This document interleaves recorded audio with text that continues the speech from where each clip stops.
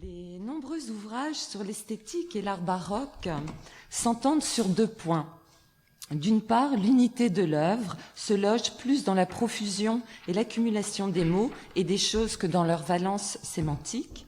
Ainsi, l'hétéroclisme des motifs et les énumérations laissent le tableau ouvert ou fonctionnent, comme le souligne Christine Bussy-Glucksmann, une structuration hiéroglyphique opérant par déchiffrement de séries et de correspondances entre tous les règnes et toutes les formes.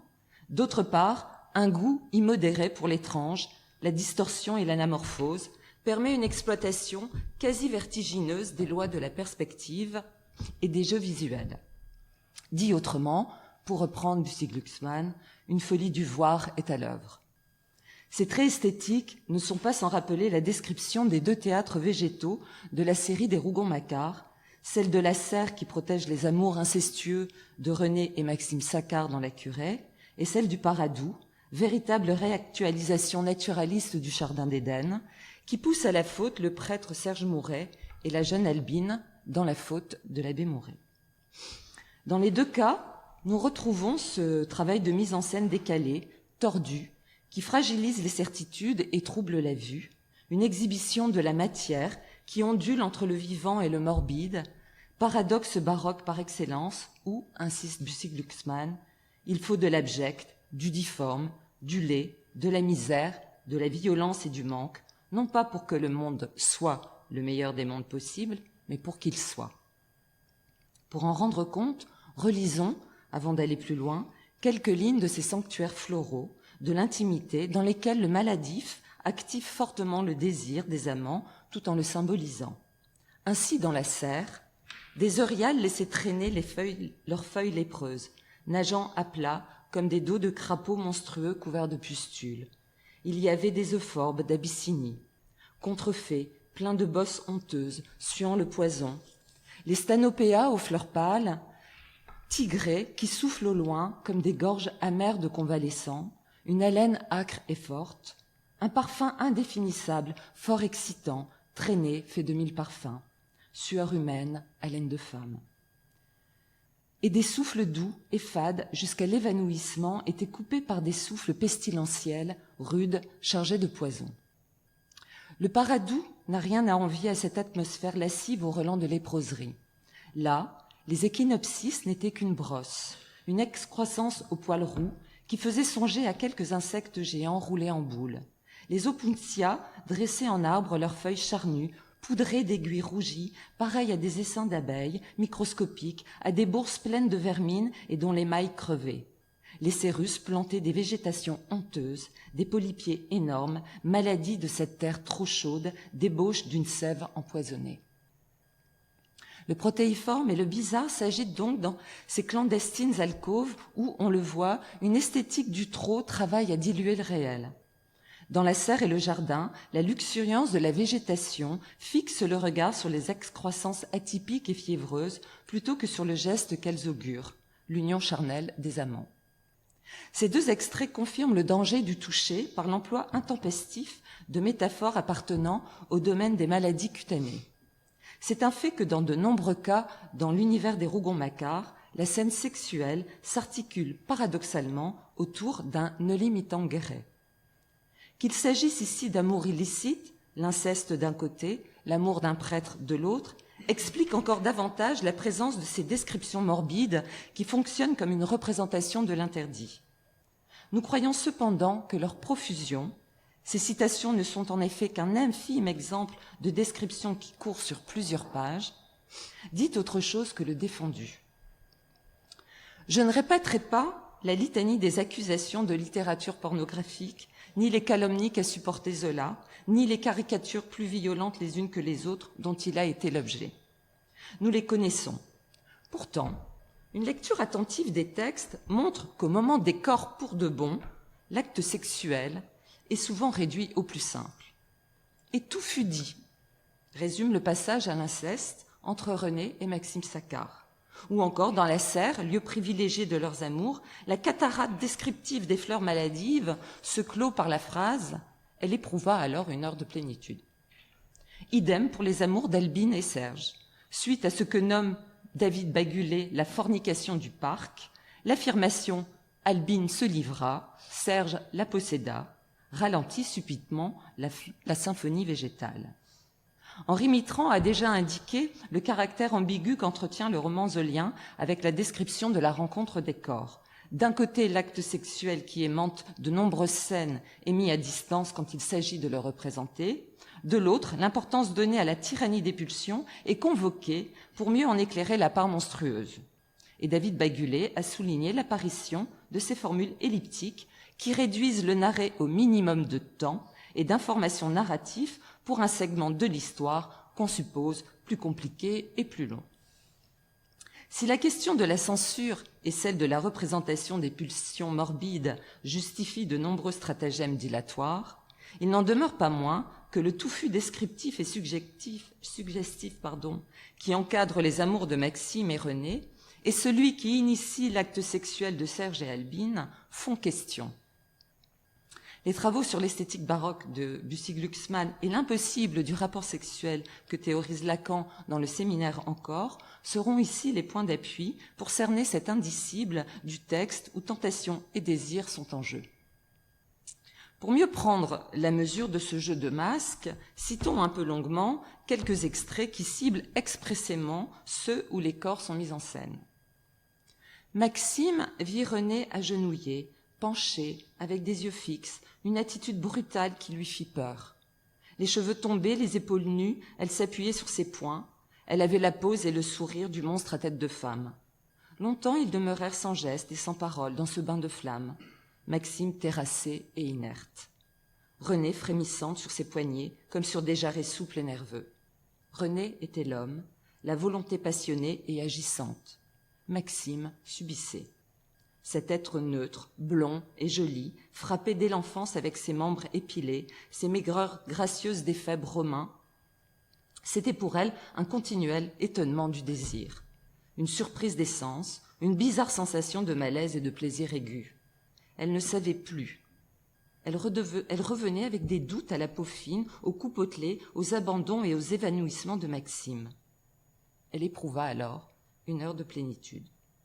Maxime, en lui révélant un frisson nouveau, compléta ses toilettes folles, son luxe prodigieux et sa vie à outrance. Il mit dans sa chair la note excessive qui chantait déjà autour d'elle. Quant à Albine et Serge, tous deux, renversés, restèrent muets, perdant haleine, la tête roulante. Albine eut la force de lever un doigt, comme pour inviter Serge à écouter.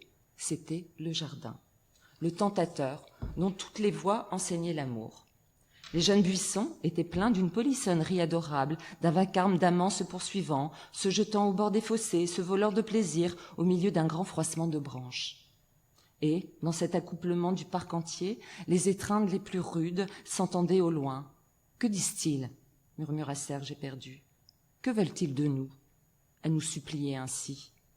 Albine, sans parler, le serra contre elle. Les voix étaient devenues plus distinctes. Les bêtes du jardin, à leur tour, leur criaient de s'aimer. Alors, Albine et Serge entendirent. Il ne dit rien, il la lia de ses bras, toujours plus étroitement. La fatalité de la génération les entourait. Ils cédèrent aux exigences du jardin. Ce fut l'arbre qui confia à Albine ce que les mères murmurent aux épousés. Le soir des noces. Albine se livra. Serge la posséda. Dans le premier extrait, la narration s'attarde essentiellement sur la position dominante de René, qui ressemble à un sphinx. La référence au monstre mythique, fruit de l'inceste et agent involontaire de celui d'Oedipe avec Jocaste, et dont la présence ici surdétermine la transgression des amants, souligne une féminité ambiguë marquée d'une virilité déterminée, dont l'aplomb effraie le jeune Maxime, qui est couché sous elle et soumis à ses volontés. Alors que la jeune femme est ramenée à une forme de nature animale, qui est l'un des indices de la curée à venir dont elle sera l'objet, le jeune homme est marqué dans sa chair, je cite, par un hermaphrodisme étrange qui neutralise son sexe. Ainsi, pour l'un comme pour l'autre, le genre sexuel est frappé du sceau de l'ambivalence, ni vraiment femme, ni vraiment homme. Les commentateurs ont beaucoup écrit à ce sujet, beaucoup moins, par contre, sur le rapport au savoir, lui, tout aussi trouble que les sexes, et qui est le point, pourtant, où se pose la question du désir et de l'intime. En effet, on remarque que l'incompréhension qui habite René, ce que « elle ne savait plus » confirme, et la stupeur qui fige Maxime ne sont pas sans conséquence sur leur jouissance. C'est aussi la question du savoir qui se joue dans la rencontre sexuelle entre Albine et Serge. Longtemps sourds au message explicite du jardin, tout à coup, ils entendent la voix de la fatalité de la génération. Cette injonction explique la prolifération des images surdéterminées par le sexuel qui signalent la force générationnelle. Ici, nous avons affaire à des amants dominés par une volonté à première vue extérieure dont ils ne savent rien, mais qui les pousse à rencontrer le corps de l'autre et à en jouir. Néanmoins, de cette jouissance à outrance, rien n'est véritablement dit, toujours sous-entendu, détourné au profit d'un libertinage décoratif. Elle tient de l'ébauche, quoique exaspérée. Entre le corps des amants, végétalisé, et une végétation aux accents de pastoral érotique, un concert de voix et de bruit s'élève, provoquant chez Albine et Serge la nécessité de comprendre ce qui se dit. Ce vacarme rappelle en creux le charivari précédant les mésalliances. Dans ce cas-ci, on l'a dit, une jeune fille et un prêtre. Cependant, non pas pour les empêcher, mais pour au contraire les encourager. C'est donc une logique matrimoniale qui est à l'œuvre, ce que réaffirment les confidences de l'arbre faites à la jeune fille. Ce fut l'arbre qui confia à Albine ce que les mères murmurent aux épousés. Le soir des noces. Mais de noces, il n'y a que celles des corps, et de surcroît, elles sont éminemment transgressives. On remarque surtout qu'autour de ces amours illicites, Zola construit à chaque fois un étonnant théâtre esthétique. La surprenante promiscuité entre les règnes végétal, animal et humain fusionne les univers, les étreintes se confondent, les plantes s'humanisent, le corps des amoureux révèle des souplesses de liane ou de félin, etc. Libris à force de loi. Ce chevauchement des frontières instaure un climat d'accouplement monstrueux et d'inquiétante étrangeté. Maxime est terrassé. René doute et ressent un malaise. Serge se sent éperdu, et pour cause. Le basculement ordonne un imaginaire de la transgression au sein duquel l'allégresse végétale, dans la serre ou le paradou, célèbre tout en la guidant l'épiphanie amoureuse. En effet, l'accumulation des espèces florales dans chacun des espaces n'agit pas comme moyen de dispersion, mais comme manière d'aiguiller les amants et le lecteur avec eux vers l'union sexuelle, même si paradoxalement la profusion des détails et des variations, la confusion entre les espèces, l'ensauvagement qui préside au combinatoire densifie l'ensemble et crée une manière de profondeur trouble. L'excès opacifie pour mieux masquer ce qui ne peut être montré, un au-delà de la représentation en quelque sorte, qui, s'il ne peut être vu, ne cesse pourtant d'agir. L'exposition effrénée des tentations reste en orbite par rapport à un point d'aveuglement central. Aussi, dans cet insaisissable encadré, agit ce que l'on peut nommer une opérativité baroque. Ajoutons qu'à l'intérieur de la serre et du paradou, au délire cutané se joint un opéra charnel, qu'exprime une esthétisation musicale des lieux. Ainsi la note excessive qui chante autour de René et Maxime, ainsi les voix qui enseignent l'amour à Serge et Albine, ainsi le vacarme d'amants au milieu d'un grand foisonnement de branches. On le voit, ou plutôt on l'entend, la nature joue le rôle d'un chef d'orchestre, imposant aux amoureux une marche à suivre à laquelle ils ne peuvent qu'obéir. L'exaltation des sons fait en sorte que le corps à corps opère. René est littéralement pénétré par ce chant de l'excès dont Maxime est l'un des instruments.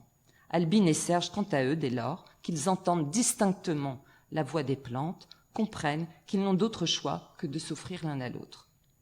C'est bien une scène d'apprentissage à laquelle nous assistons, où un certain savoir visuel et auditif se mue, in fine, en expérience charnelle, les sensations n'étant que le pointillé qui y mène.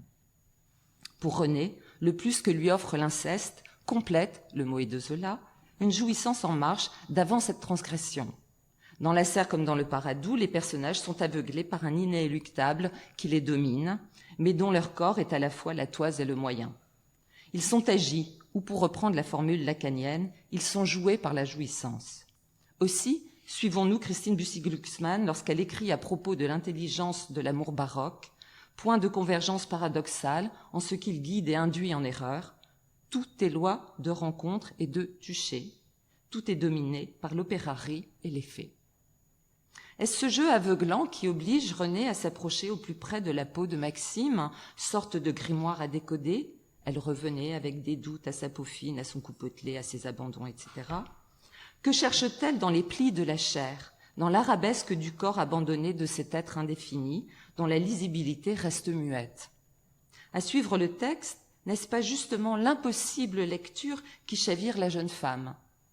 Comme si la jouissance du corps ne pouvait littérairement s'activer qu'en dehors d'un tout voir et tout montrer, qui est pourtant le credo naturaliste.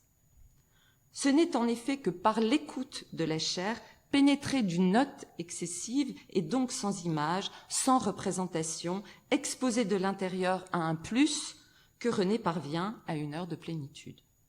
Plénitude sur laquelle l'écrivain reste muet. Cette scène de jouissance, où malaise et plaisir se nouent, renvoie de manière cousine à celle de sainte Thérèse d'Avila, touchée par le dard de l'ange dans le livre de la vie. La suavité causée par cette indicible douleur est si excessive qu'on aurait garde d'en appeler la faim. Cette souffrance n'est pas corporelle mais spirituelle, et pourtant, le corps n'est pas sans y participer un peu et même beaucoup. Mais dès qu'il se fait sentir, le Seigneur ravit l'âme et la met en extase. Ainsi, elle n'a pas le temps d'endurer ni de souffrir. Presque aussitôt, elle entre en jouissance. Donc c'est l'expérience de transverbération de sainte Thérèse. À travers une indicible douleur excessive, donc vous voyez c'est le terme excessif qui m'intéresse aussi, l'inintelligible du divin se concrétise, ce qui engendre la jouissance. C'est pourquoi la sainte souligne qu'on aurait garde d'en appeler la faim. On conviendra qu'à certains égards, les deux dispositifs se ressemblent. Ainsi, par l'entremise du chérubin Maxime, être neutre comme un ange, un certain je ne sais quoi, excessif lui aussi, trouve dans l'acte de pénétration de la chair un lieu d'expression qui mène à un état de plénitude, mais d'une heure. Néanmoins, l'absence de transcendance dans le scénario naturaliste marque la différence fondamentale qui sépare les deux expériences. Thérèse, en se laissant transpercer par le dard d'or, dit oui à Dieu et non pas à elle-même. Enfin le croit-elle, mais disons que nous la prenons au mot. Pour René, c'est tout autre chose. Dire oui à la note excessive, c'est au contraire faire retour sur elle-même. Son plaisir est solitaire et solitude. La réification du jeune homme, qui équivaut pour elle, en les complétant, à des toilettes folles et à un luxe à outrance, en témoigne. De ce point de vue, la rencontre, au sens fort du terme, entre elle et lui, n'a pas eu lieu. Dès lors, on peut dire qu'une érotique d'un non-savoir de l'autre s'établit, et la jouissance s'y loge comme une jouissance du manque. La fin de l'extrait du Paradou confirme également la rencontre manquée. En effet, après s'être donné l'un à l'autre, Serge se découvre complet, lui aussi, et dans la complétude de ce dernier, la jeune Albine disparaît. Serge venait dans la possession d'Albine de trouver enfin son sexe d'homme, l'énergie de ses muscles, le courage de son cœur, la santé dernière qui avait jusque-là manqué à sa longue convalescence. Maintenant, il se sentait complet. Quand il se leva, ses pieds se posèrent carrément sur le sol, son corps se développa orgueilleux de ses membres. Maintenant, elle était la servante, elle chancelait un peu, il dut la soutenir. « Oh, tu verras, je me ferai toute petite, tu ne sauras même pas que je suis là. Mais tu me laisseras ainsi, n'est-ce pas, dans tes bras, car j'ai besoin que tu m'apprennes à marcher. Il me semble que je ne sais plus marcher à cette heure. » Elle qui courait beaucoup pourtant auparavant. L'union sexuelle a complété l'un et diminué l'autre. En termes de physique, on peut parler d'un phénomène de transfert irréversible. La jeune fille a servi, son devenir servante n'est pas fortuit, au programme de complétude du jeune prêtre qui retournera à la prêtrise, abandonnant Albine enceinte de lui. Il faut dire que Dieu, comme promesse d'un grand tout, est un rival imbattable. Néanmoins, ne soyons pas dupes, René comme Serge, on est quand même en régime naturaliste, ne sont que des caisses de résonance dont le manque est la condition nécessaire. Ils en feront tous les deux l'expérience, quoique de manière différente. En cela, nous reprenons Sylvie Torel-Caïto, qui soutient, je cite, qu'il est manifeste qu'en régime naturaliste, le corps, l'être, le sujet est régi par le manque. L'intégrité ne lui est pas accessible. René, grande poupée dont la poitrine déchirée ne laisse échapper qu'un filet de son, tel que décrite à la fin du roman, en est un exemple probant. Tout comme Serge qui, agenouillé devant un grand Christ de carton peint, remarque qui laisse percer l'ironie zolienne, s'exclame « Vous m'avez brisé dans le péché et dans la tentation, vous avez voulu qu'il n'y eût plus que des ruines en moi, pour y descendre en sécurité, je suis une maison vide où vous pouvez habiter. » Seulement l'appel restera sans réponse et Serge démuni. On le sait, la netteté naturaliste est un leurre depuis longtemps démasqué par la critique. Mais que penser de cette volonté déchaînée du texte à exhiber des scénarii évoquant la jouissance qui fonctionnent par glissement en faisant jouir ce qui ne jouit pas, des plantes, des arbres, des fleurs, et qui n'a rien à voir avec un quelconque effet de réel. Que signale cette démesure baroque dédiée au fantasme sexuel? Et si justement la vérité naturaliste et le plaisir du texte se logeaient là, dans ce point de réel impossible, dans ce manque à dire et à montrer, à l'écart de toute représentation, il semble que l'esthétique baroque ésolienne s'épuise de la même façon à révéler cet inatteignable du rapport sexuel, dont le fantasme possède néanmoins une formidable vitalité narrative et descriptive. C'est un fait que l'orgie végétale, que soutient une jouissance descriptive, scripturaire, lexicale, taxinomique et intertextuelle, bien loin d'un contentement charnel, ne cesse d'exalter un manque. Manque constitutif qui aspire les protagonistes et les pousse à céder au fantasme de la rencontre, elle qui reste à jamais dans l'imaginaire. Ainsi Dieu peut remplacer Albine, ainsi Maxime peut valoir pour une robe. Toujours la rencontre reste-t-elle en défaut. Dès lors, les personnages demeurent fondamentalement absents l'un à l'autre. Que le point qui sépare les deux phrases « Albine se livra, point, Serge la posséda » réaffirme grammaticalement. Au-delà des questions de censure, nous croyons que l'écriture zolienne, dans cette profusion célébrée, tente de supplier l'impossible du rapport sexuel, impossible dont le maître de Médan a eu l'intuition esthétique avant que Lacan ne le formalise en ces mots, dans le séminaire encore. Dans tout ce qui a déferlé des effets du christianisme, dans l'art notamment, tout est exhibition du corps évoquant la jouissance. Croyez-en le témoignage de quelqu'un qui revient d'une orgie d'église en Italie, à la copulation près. Si elle n'est pas présente, ce n'est pas pour des prunes. Elle est aussi hors champ qu'elle l'est dans la réalité humaine, qu'elle sustente pourtant des fantasmes dont elle est constituée.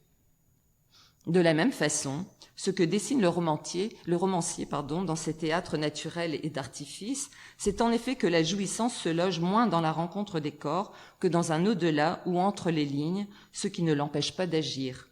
Dans ce monde à l'envers où une rhétorique de l'excès barbarise le réel, Zola a tenté de cerner au plus près une jouissance, non pas la jouissance sexuelle, qui l'intéresse au demeurant bien peu, mais plus occultement celle qui traverse les corps en sourdine, qui se faufile et fait acte sans crier gare.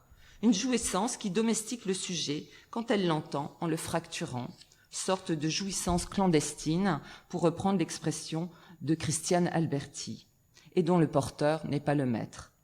Ainsi, les protagonistes zoliens sont-ils, à leur corps défendant, les messagers d'une jouissance qui n'en fait qu'à sa tête. Plus qu'un indicible de la sexualité, c'est l'impossible rapport sexuel qui semble ici formulé et dont l'écriture zolienne a su faire son centre vide, centre que la critique à l'époque s'était vertuée à remplir à coups d'accusations de pornographie. Mais c'est justement le manque qui fait scandale. Vérité nue, insupportable, que supporte la vérité naturaliste. Les corps se croisent et de ne pouvoir se rencontrer, mais dans ce ratage, loin de toute représentation, le mouvement d'un nouage a lieu lors des prises et des déprises qui se succèdent. C'est de ce mouvement, de cette danse savante, en quête de sens, dont s'éprend, dans La Serre et le Paradou, la description zolienne. Je vous remercie.